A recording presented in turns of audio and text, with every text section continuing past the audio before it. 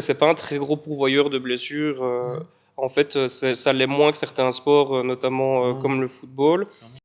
Et à l'heure actuelle, les articles scientifiques tentent quand même à montrer que le CrossFit, c'est un sport où les gens qui le font de manière sensée sont assez équilibrés. Maintenant, le problème, quand j'entends des personnes autour de moi qui démontent le CrossFit, elles ont toutes ce point commun de ne pas savoir quelle est la structure d'une séance de CrossFit. Salut à tous, aujourd'hui je suis en présence de Maurice Bertrand ici, qui est kiné du sport donc dans la région, que beaucoup d'entre vous, si vous êtes membre ici à la boxe de CrossFit, connaissent. Parce qu'on aura envie de vous parler de pas mal de choses par rapport au CrossFit et au kiné sportif, etc. Et on s'est dit, voilà, on va faire une petite vidéo avec quelques questions pour pouvoir un peu aborder quelques thèmes qui nous tenaient à cœur donc par rapport à tout cela. Alors comment ça va? Ouais, ça va super, content d'être là. Nickel, pas trop stressé, ça va? Un petit peu, c'est la première, mais La première, ouais, c'est toujours un peu un spécial. peu douloureux toujours. Oui, voilà, mais ça va bien se passer, ne tracasse pas. On va te mettre en confiance. Parfait. Alors, on va commencer par une chose. Si on se voit donc aujourd'hui, c'est parce qu'on aurait bien voulu parler un petit peu donc justement de tout ce qui est milieu du CrossFit par rapport à la kiné, etc. Donc, tu sais nous en dire un peu plus par rapport à tout ce que tu as déjà fait toi en formation, quel est le genre de patient que tu traites et ce genre de choses? Alors initialement, je suis pas du tout du monde du CrossFit, donc j'ai fait ma formation classique de kiné, puis je me suis directement dirigé vers la kiné sportive. Ok. C'était ça que je voulais faire, c'était mon objectif, travailler dans une salle de sport avec des sportifs de tous les niveaux. Principalement, de base, mon objectif c'était les joueurs de football. Et puis, par la force des choses, en travaillant dans une salle de sport, ben, je me suis mis à avoir une patientèle axée fitness et CrossFit. D'accord. Et donc j'ai fait des formations annexes toujours liées dans le cadre du sport en dry needling, donc tout ce qui est poncture sèche, clinique du coureur, donc pour prendre en charge des sportifs course à pied, trail de tous les niveaux. Ok. J'ai fait une formation pilates aussi, et alors des petites formations annexes, mais toujours en lien avec le sport. Ouais, donc on peut considérer donc que c'est quand même, pour quelqu'un qui a 3 ans d'expérience, c'est déjà quand même pas mal de formation à ton actif et donc t'explores un petit peu pas mal de pistes au niveau des soins que tu peux apporter aux personnes, quoi. Ouais, j'essaye de rester curieux à ce niveau-là, parce que c'est un monde qui bouge beaucoup, donc j'essaye de rester proactif et de toujours être à jour par rapport à ça. Allez, cool, nickel. Alors ma première question, elle va être par rapport à nous en tant que box de CrossFit, et je pense que ça va intéresser aussi pas mal de peut-être de gens qui sont pratiquants de CrossFit ou qui ont des box de CrossFit. Je m'adresse à toi donc en tant que kiné, pas en tant que client, vu que tu es client ici aussi à la boxe. En tant que professionnel de santé, dans le milieu des soins à la personne, quel était ton avis sur le CrossFit avant de toi-même expérimenter donc cette pratique sportive? Mais de base, je ne connaissais pas tellement la discipline, et dans les études, on n'en parle pas tellement. Dans les études classiques, je savais que c'est un sport quand même assez à la mode en Belgique, en tout cas qui commence à vraiment être en vogue. Mais j'avais pas tellement d'a priori, j'étais assez neutre. On voit des choses circuler sur les réseaux sociaux. J'essaye de rester prudent par rapport à ça. Et donc, j'avais pas vraiment d'avis. Je me suis juste dit, en fait, c'est une activité qui permet de donner du mouvement aux gens, de mettre les gens en mouvement. Et donc, je me suis dit, bah, si c'est ça qui compte, donc c'est le plus important, en fait, que ce soit une activité qui permette, en fait, de mettre les gens en mouvement. Donc, assez neutre par rapport à ça, prudent, et j'étais curieux, en fait, d'essayer avant tout. D'accord. Tu dis, je rebondis sur ce que tu dis, tu parlais que c'est quelque chose qui n'est pas forcément abordé chez vos études. T'estimes maintenant, avec l'expérience que tu as, donc maintenant que ça fait quand même un petit temps que tu es sur le terrain, que c'est dommage justement que ce soit pas quelque chose qui soit abordé parce que c'est quand même un sport qui prend quand même de l'ampleur. On parle quand même d'un sport où voilà, on bouge, etc. On développe des charges, enfin on pousse des charges, on tire des charges. Tu trouves que c'est quelque chose qui devait être abordé par rapport aux études que vous avez en tant que kiné? Oui, parce qu'on a des cours dans le cursus classique de pathologie du sport. Mais évidemment, en Belgique, on parle surtout du football, du tennis, des sports, on va dire, qui ont une popularité classique. Et on ne parle pas de ce sport-là qui commence vraiment à être ancré dans la culture ici dans la région et même dans la Belgique de manière générale. Il y a des box de CrossFit qui poussent quand même un peu partout. Il y a des compétitions aussi de manière très régulière. Et dans notre cursus, on n'apprend pas tellement, ne fût-ce que le langage et le jargon liés au CrossFit. Quand on sort des études, si on fait pas soi-même un peu de sport, c'est quelque chose qui est méconnu D'accord. et qui devrait être important parce que ça fait partie aujourd'hui, je trouve, de la culture Clairement. Bah, personnellement, en plus, je sportive. trouve ça d'autant plus dommage qu'en plus, là, on parle d'un sport, le CrossFit en tant comme un sport, mais il faut pas oublier non plus que c'est aussi une méthode de préparation physique qui est utilisée dans plein d'autres sports. Le développement de la force est utilisé dans plein d'autres sports pour développer les facultés athlétiques. Et effectivement, c'est dommage qu'en tant que kiné, où vous interagissez beaucoup avec des athlètes de tous les niveaux, que ce soit pas effectivement abordé, quoi. Ça fait maintenant 1 an que tu nous as rejoint, un peu plus d'1 an même que tu pratiques le CrossFit à nos côtés. Et maintenant, avec cette expérience de toi-même, donc que tu pratiques toi-même le CrossFit, quel est ton avis sur la discipline? Donc tu m'as dit que tu n'en avais pas au préalable, et maintenant, quel est ton avis sur la discipline? Oui, c'est vrai que comme j'étais plutôt prudent par rapport à ça, j'avais surtout en tête que c'était quelque chose d'assez fonctionnel. Maintenant, je me suis forgé un avis assez concret vu que ça fait plus d'1 an que je pratique l'activité. Et c'est une très chouette activité parce que les mouvements sont hyper fonctionnels, que ce soit du membre supérieur, du membre inférieur, pour le tronc. Donc, d'un point de vue sportif, c'est hyper complet. Et ce que j'apprécie beaucoup aussi, c'est le côté communauté et alors le large spectre au niveau de l'âge, parce que par exemple dans un sport à nouveau, moi je viens principalement du football, mais on est classé par division, on est classé aussi par tranche d'âge et on sait que ben, les joueurs à partir de 35, 40 ans, ça commence à devenir compliqué, surtout dans des divisions où on fait beaucoup la fête, c'est difficile de tirer jusque-là. Mhm. Qu'ici, la tranche d'âge, le spectre est super varié. Ouais. Donc, on rencontre des gens d'horizons différents, donc c'est super intéressant. Et pour en revenir au point de vue sportif, ben, c'est hyper adapté. Et ce que j'aime beaucoup, c'est le côté modulable. Je Mhm. compare toujours un peu le CrossFit à un château de Lego. En fait, Ouais, c'est on veut ça. faire un château avec des Lego, ben, il y a plusieurs façons de le faire. Ben, une séance de CrossFit, c'est pareil, la structure. Tu changes rien. Finalement, la structure est là, mais on peut clairement modifier pour arriver à quelque chose de complet. Non, très clairement. Et c'est quelque chose, maintenant, comme tu viens quand même assez régulièrement, c'est quelque chose dont tu peux te servir toi aussi par rapport à ta pratique professionnelle, ou tu regardes juste ça comme étant bah, ton activité physique et tu fais la part des choses entre ce que tu peux apprendre ou développer comme connaissance via le CrossFit par rapport à ta pratique de soins sur des athlètes? Moi, j'aime beaucoup utiliser les exercices qu'on fait au CrossFit dans ma pratique médicale.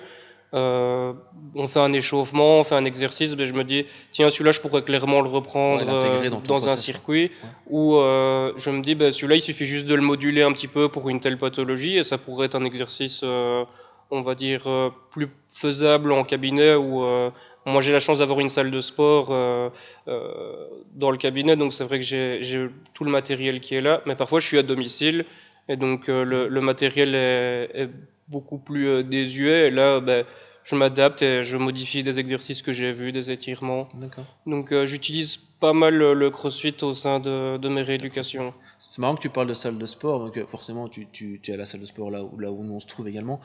Et c'est quelque chose que j'entendais dernièrement en France, où il y a vraiment une mouvance qui est en train de se créer sur des kinés sportifs ou des kinés voilà, pour le soin à la personne, qui se dirigent vraiment vers du fitness plus traditionnel pour l'apport de soins à la personne. On ne reste plus dans ce schéma fermé, ok, je vais chez le kiné parce que j'ai un peu mal au genou, on me fait 2 massages et puis voilà. Et tu trouves que c'est un plus par rapport à toi, par rapport à ton activité, d'avoir ce genre de service, donc d'avoir les machines à disposition, les poids libres, etc., pour pouvoir soigner? Oui, pour moi, c'est une chance énorme.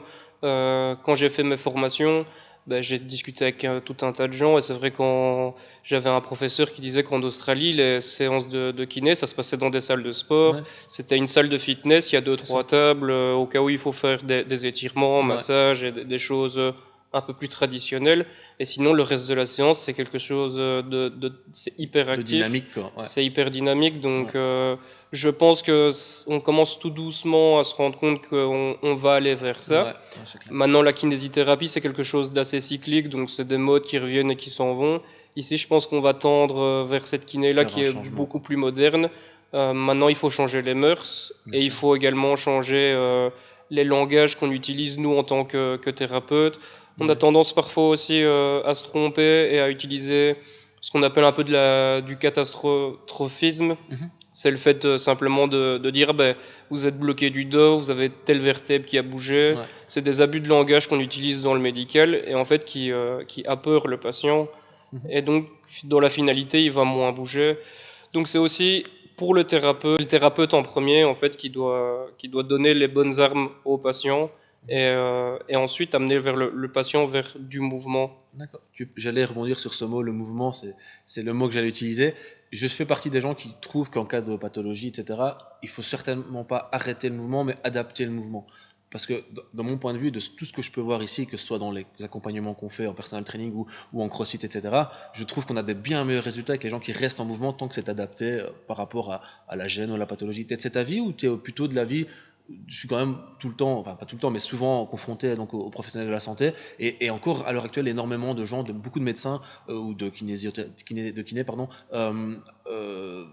vont plutôt proscrire le mouvement, vont demander l'arrêt pur et simple d'une pratique pendant X temps pour pouvoir soigner et guérir donc d'une blessure ou d'une pathologie. C'est quoi ton avis sur cette question? Moi, je suis assez fanatique du sport santé, donc pour moi, une Ouais. rééducation, ça doit être quelque chose d'actif. Le corps, il s'adapte et il se guérit avec la mise en mouvement. Donc la kinésithérapie doit s'axer autour de ça pour Ok. moi. Et en fait, ce qu'on appelle en thérapie manuelle du hands-on et hands-off, Ouais. donc le fait d'avoir ses mains sur le patient Et puis, merci. et que le patient puisse aussi bouger. C'est une combinaison des deux, mais le patient, il faut qu'il se sente aussi acteur principal de sa rééducation. Et quoi de mieux que de le mettre en mouvement Ouais. pour ça. Ça amène un gros débat de fond dont les professionnels de la santé ne savent pas trouver d'accord avec l'État belge, par exemple. Je pense que dans certains pays, ça bouge pas mal, mais pas en Belgique, qui en fait que les préparateurs physiques ou les personnels traîneurs diplômés comme moi fassent partie de l'ensemble en fait de soins à la personne. Je trouve ça dommage qu'en Belgique, personnellement, on fasse encore la scission entre médecin, kiné, ostéopathe, préparateur physique, coach, etc. Alors qu'en fait, on fait un peu tous partie de la même famille qui est celle d'aider les gens à mieux bouger et à bouger en toute sécurité. En fait, je trouve ça un peu dommage personnellement. À nouveau, comme je parlais, j'utilisais la métaphore que le patient est l'acteur principal. J'avais un prof qui disait que une rééducation, c'est un film avec plusieurs personnages. L'acteur principal, c'est le patient, mais autour de ça gravitent des personnages importants qui doivent rentrer en communication Ouais. entre eux. Et c'est un gros problème qu'on a en Belgique, c'est clairement le manque de communication. Ouais, c'est pour ça d'ailleurs qu'on fait longtemps qu'on discute de mettre en place un protocole donc avec une interaction personnel trainer et kiné. Et je pense que c'est à ce prix-là qu'on trouve les meilleures solutions pour les gens, quoi. Je suis tout à fait d'accord. Ouais, super. On parle pas mal depuis tout à l'heure, etc., même des fois entre nous, d'interaction donc, entre tous les corps de métier inhérents à la pratique, enfin aux soins à la personne. Est-ce qu'à l'heure actuelle, avec les mœurs qui changent, etc., et tout ce qu'on sait maintenant, est-ce que tu comprends encore, personnellement, toi, en ton fort interne, que des confrères à toi puissent encore autant critiquer le CrossFit, comme je le vois souvent sur des réseaux sociaux, ou dans des séminaires des fois, et souvent, ça c'est mon avis en moi, encore une fois, souvent ça vient de personnes qui n'ont aucune connaissance du milieu et qui se permettent, ou voilà, après c'est leur droit, hein, mais qui critiquent ouvertement un sport comme le CrossFit. Est-ce que ça tu le comprends encore à l'heure actuelle? Je suis très ouvert au débat, donc j'adore discuter de ça.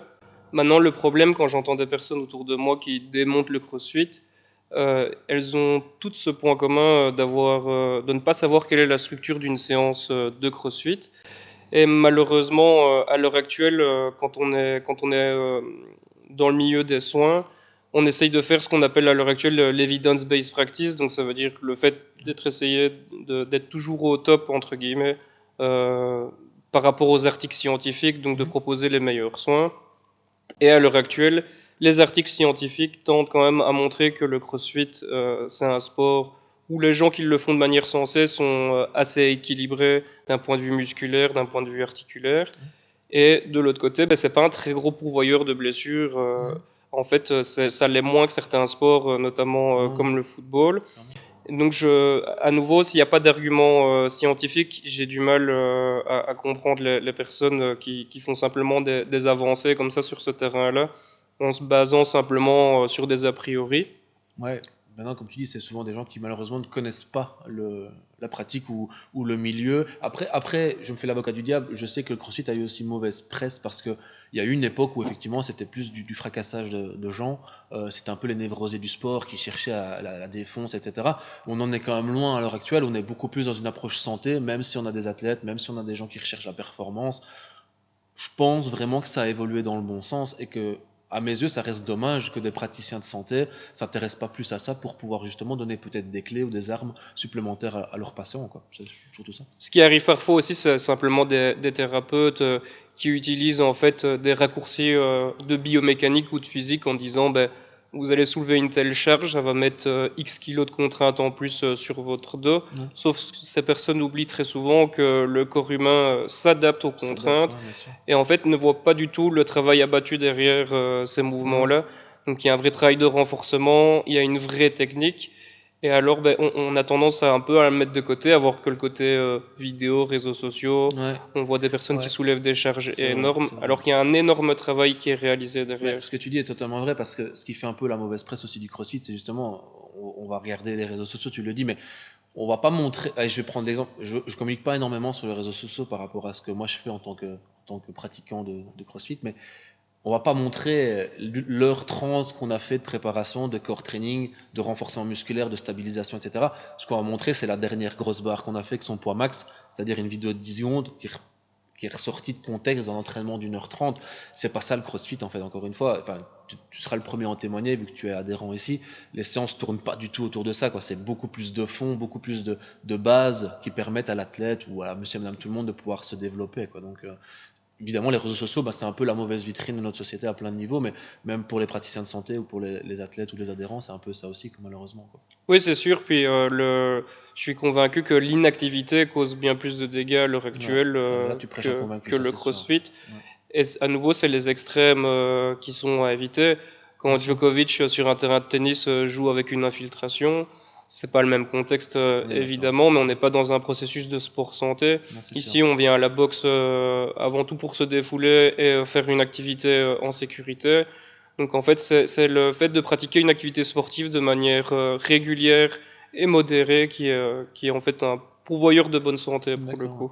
Et en toute honnêteté, toi qui côtoies quand même des coachs ici, etc., et d'autres adhérents, est-ce qu'il y a des choses que tu vois qui te frappent ou est-ce qu'au contraire tu te dis, ouais, non, là on est au bon endroit, les gens ils font bien les choses, parce que nous on a notre formation, même si on est formé également en anatomie, etc., mais en biomécanique, mais toi, quand ton regard de professionnel pur et dur de ça, il y a des choses qui te choquent ou au contraire tu trouves que c'est bien fait dans l'ensemble?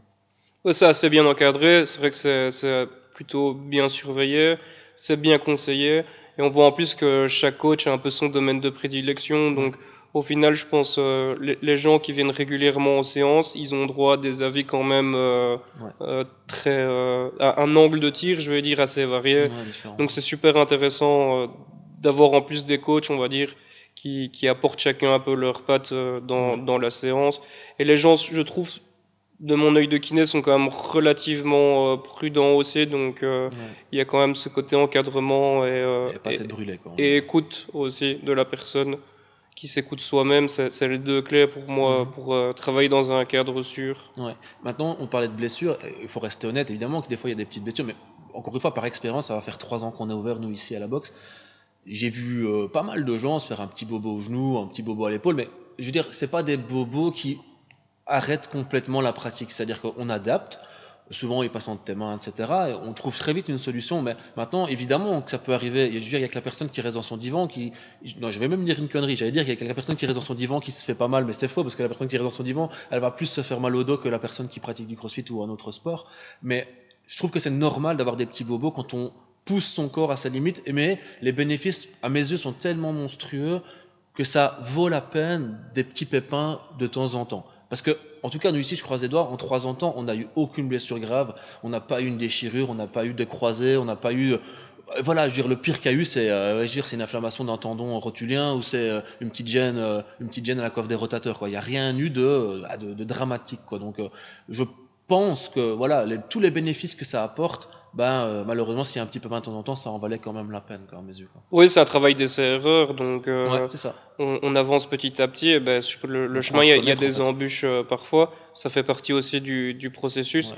Et ça, c'est dans tous les Dans tous sports. les sports, Je pense exactement, que ouais. tous les marathoniens ont déjà connu des petits pépins physiques. Ouais. Donc ça fait partie aussi Ouais. du fait de faire une activité physique et de revenir plus fort derrière Mhm. en se disant ben, j'ai fait une erreur là.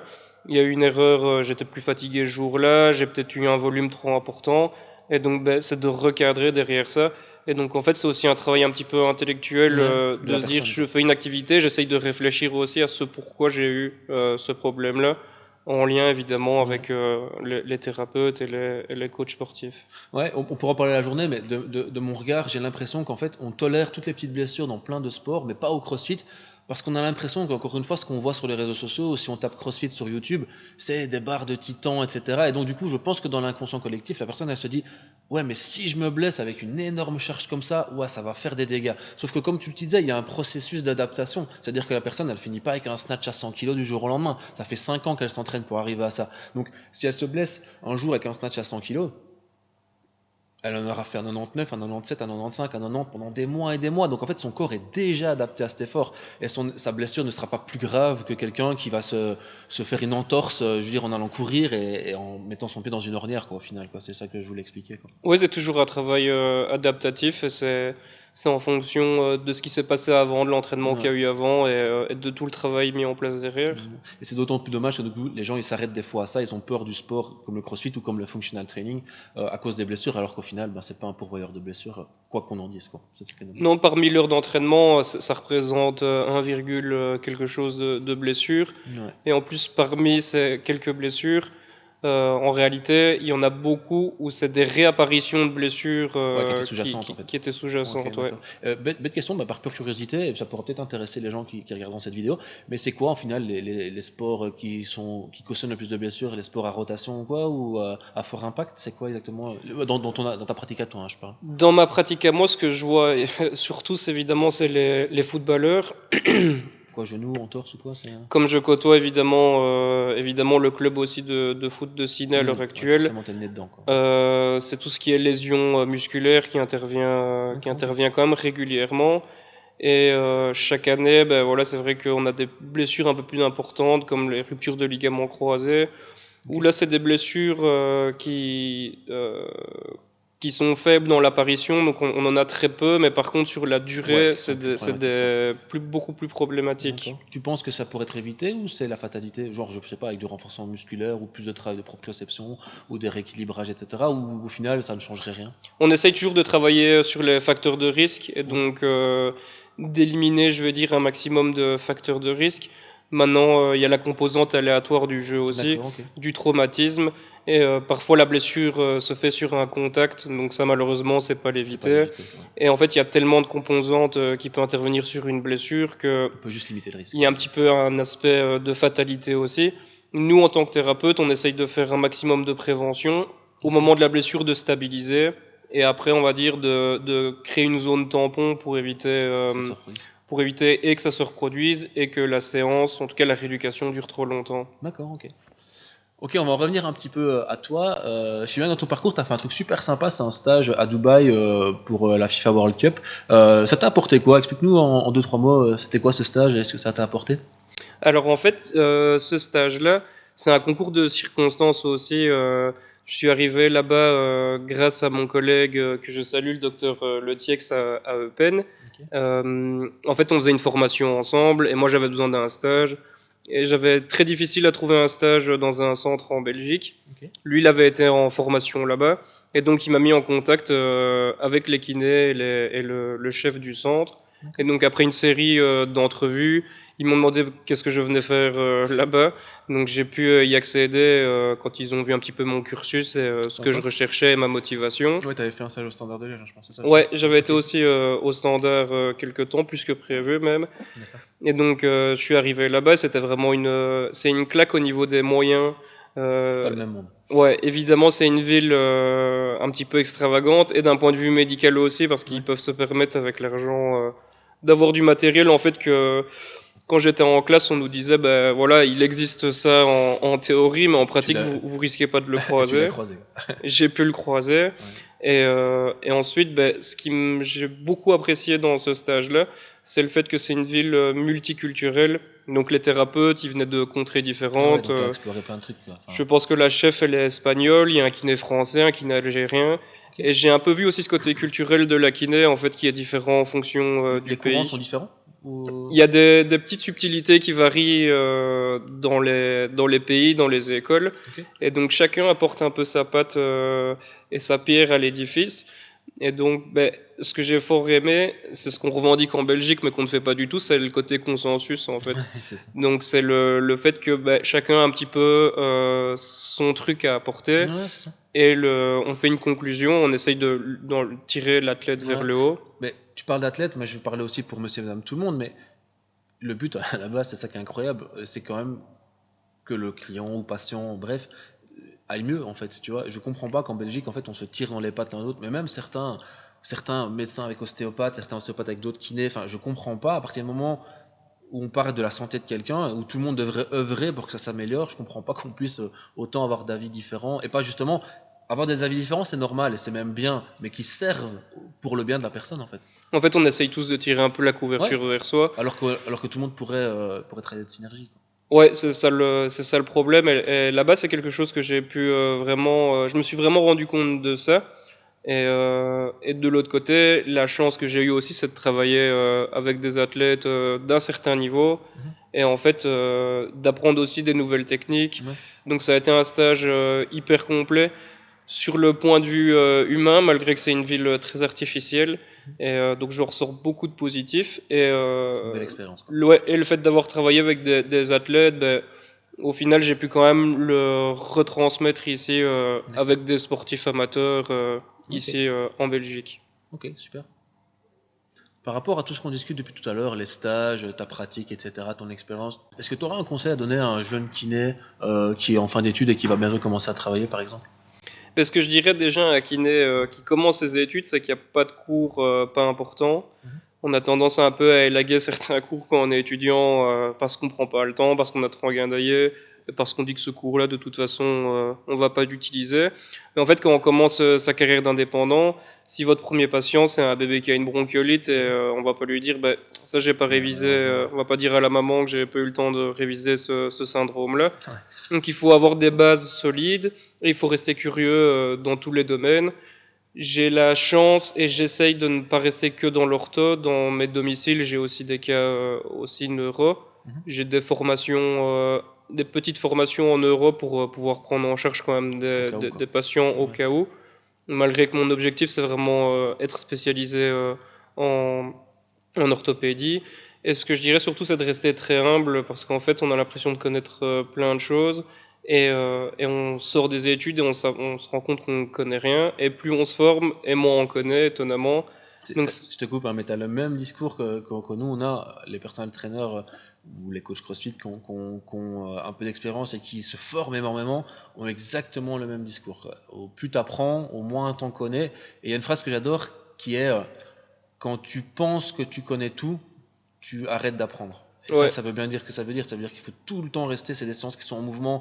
Il y a des choses qu'on apprend. On a le droit à l'erreur. Et ouais, je suis le premier. J'imagine que toi aussi, on est les premiers à se tromper. Et c'est pas grave en fait. Se tromper, voilà, c'est de laisser erreur aussi. On se trompe. On se trompera peut-être pas une deuxième fois, quoi. Donc c'est super intéressant ce que tu dis par rapport à ça.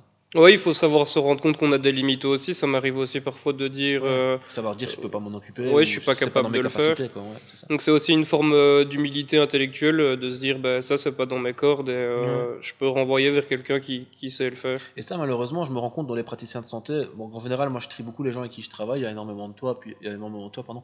Puis il y a Michael, forcément, comme ostéo, à qui je renvoie beaucoup de gens. Et puis deux, trois autres kinés avec qui je m'entends très bien, qui je sais qu'ils font du bon boulot. Mais malheureusement, et c'est pareil pour les coachs, le fait de vouloir tout faire, en fait, au final, on fait pas grand chose, quoi. Et c'est dommage que des gens s'éparpillent ou que certains coachs veulent faire de la spécialisation altéro, préparation physique, coaching. Enfin, voilà, je pense qu'il faut rester cohérent et faire ce qu'on fait de mieux, s'informer et s'intéresser à d'autres choses, mais ne pas vouloir traiter tous les types de pathologies, tous les types de patients, etc., etc., quoi. En tout cas, à mes yeux, quoi, je pense. Ouais, de la finalité, je pense, comme je disais, il faut savoir vers quoi on s'oriente. Mais pour en revenir aux étudiants, en ayant toujours des bases solides, parce qu'aussi il y a les aléas de la vie qui font qu'on n'est pas spécialement, même si on veut faire que de l'ortho, la vie fait parfois que Il y a on d'autres va se choses. retrouver dans d'autres milieux. Moi, je me souviens que mon premier travail, j'étais engagé dans un centre à Liège qui faisait principalement de la neuro. Et alors que je voulais pas faire ça de base, donc il y a aussi les aléas de la vie qui font qu'on doit quand même rester très solide à Ouvert. et ouvert Ouais. à beaucoup de choses. Ok, ok. Revenons-en au CrossFit. À mes yeux, c'est une pratique qui est adaptable est adapté à tout le monde de 7 à 70 ans. C'est le cas ici. On a des gens très jeunes, un peu plus âgés. Moi, si j'en témoigne, on va dire, bah ouais, t'es honneur, t'es coach, c'est normal que tu vendes ton truc, mais je pense vraiment que le CrossFit devrait être pratiqué par un plus grand nombre et que ça apporte énormément de bonnes choses aux gens. Toi, si tu devais les regarder maintenant et leur dire, ok, je pense que le CrossFit c'est fait pour vous, est-ce que tu penses que c'est le cas, en ton fort intérieur, je parle, pour monsieur et madame tout le monde? Oui, je pense que le CrossFit, comme je disais tantôt avec la métaphore avec les Lego et le château, ben, c'est modulable, c'est adapté et adaptable. Donc, entre guillemets, chaque personne de la moyenne pourrait se mettre au CrossFit, à nouveau avec une pratique sensée, réfléchie, adaptée. Mais c'est vraiment un sport qui a cette capacité d'avoir plusieurs dimensions. Donc, on ne s'attarde pas sur une articulation. Ouais, C'est un ou un membre travail. inférieur ou supérieur, c'est ça, Ouais, ça. c'est hyper global au niveau tronc, membres supérieurs, jambes, etc. Donc ça a vraiment cet aspect très complet qui est intéressant et qu'on ne retrouve pas spécialement dans tous les autres sports. D'accord. Et par rapport à un athlète d'un meilleur niveau, donc je ne suis pas forcément un pro, mais par rapport à un athlète qui pratique un autre sport, tu penses que ça peut aussi avoir beaucoup d'avantages? Oui, c'est intéressant parce que du coup, la pratique du CrossFit, il y a dans une structure, il y a tout l'aspect aussi renforcement et technique. Et en fait, dans l'aspect renforcement, un sportif de plus haut niveau pourrait se rendre compte qu'il a des faiblesses, par exemple au niveau de ses ischio-jambiers Ouais, ou un à déséquilibre la cuisse, musculaire, j'en un sais rien. déséquilibre par exemple. Et de là, ça pourrait être vu comme un signal d'alarme pour lequel il pourrait être attentif et donc éventuellement refaire du renforcement, refaire un travail à ce Ouais. niveau-là. Éviter la blessure via un signal d'alarme, en gros, c'est ça. Voilà, en Ok. sachant que c'est pas spécialement transférable, hein, il faut toujours scinder les disciplines, mais ça pourrait être vu comme un signal d'alarme. Et il y a aussi tout l'aspect neurologie, Ouais, développement de la force, explosivité, ouais, c'est ça, exclusivité, qui c'est ça. pourrait être intéressant là à utiliser et qui pourrait être un atout en plus pour un sportif qui cherche à performer. Ok, super. On va finir tout doucement cette petite interview, c'était super sympa et instructif. J'aimerais bien juste mettre un petit disclaimer donc, sur tout ce qu'on a discuté. Tout à l'heure, on parlait par exemple du droit à l'erreur. Je parlais évidemment de droit à l'erreur modéré. Hein. On ne s'amuse pas à casser quelqu'un pour se dire ah ok, je casserai plus personne d'autre. Ouais. Ouais, c'était évidemment ça. Et alors autre chose, on a parlé beaucoup de réseaux sociaux. Ça, je vais vous le dire vraiment. Ça, je pense que tu peux en témoigner parce que voilà, il y a aussi beaucoup de kinés sur les réseaux sociaux, etc. Faites vraiment attention à ce que vous voyez sur les réseaux sociaux. C'est pas la vraie vie. C'est enjolivé, c'est mis en scène, c'est pas ça. On sort pas un truc de 10 secondes dans les réseaux sociaux sur. Vous savez pas pourquoi la personne le fait, depuis quand elle pratique, quelle est sa vie, quelle est son hygiène de vie, est-ce qu'elle est dopée ou pas. Enfin, vous savez pas en fait. Donc les réseaux sociaux c'est pas la réalité. Restez toujours conscient par rapport à ça quoi. C'était super sympa, franchement. J'espère qu'on refera d'autres trucs. C'était donc pour J'espère. nous la première vidéo d'une série d'autres vidéos qu'on mettra peut-être en place dans le futur. Tu auras un petit mot pour la fin ou quelque chose que tu voulais dire? Ben déjà, je souhaite bonne continuation à toutes les personnes qui pratiquent du CrossFit et j'espère beaucoup d'années encore à venir, de belles années.